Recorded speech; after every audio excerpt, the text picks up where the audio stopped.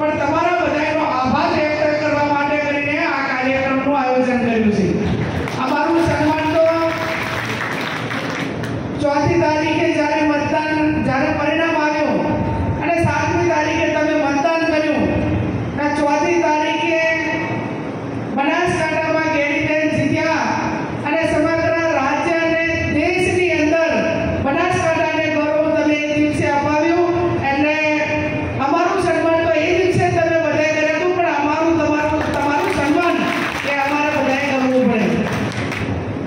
બનાસકાંઠાની જનતાએ દિયોદર વિધાનસભાના મતદારોએ 18 આરામ 36 કોમે એક વાતનો મેસેજ આપ્યો ભારતીય જનતા પાર્ટીને કે લોકશાહીની અંદર સર્વોપરી મતદારો છે અને મતદારો ધારે એ કરી શકે એનો સંદેશો સમગ્ર ભારતની અંદર એ દિયોદર વિધાનસભાના મતદારોએ આપ્યો.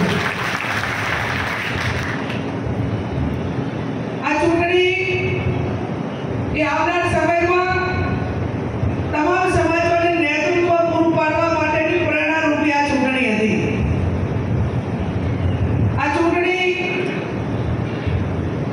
કોમવાદ નહીં, પણ એક લોકશાહીની અંદર લોકસેવક તરીકે અથવા તો આપણને કોઈને મદદ કરી છે તો જેનો ઉપકાર આપણા ઉપર છે એનો ઉપકાર ઉતારવા માટેની આ ચૂંટણી સમગ્ર બનાસકાંઠા જિલ્લો રહ્યો.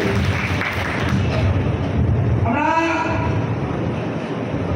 આપણા સૌના આગેવાન અને માજી ધારાસભ્ય સાહેબે થોડી ટકોર કરી, પણ આ ચૂંટણી કોને વોટ આપ્યા ના આપ્યા એ એનો લોકશાહીની અંદર સ્વતંત્ર અધિકાર હોય છે. મતદાર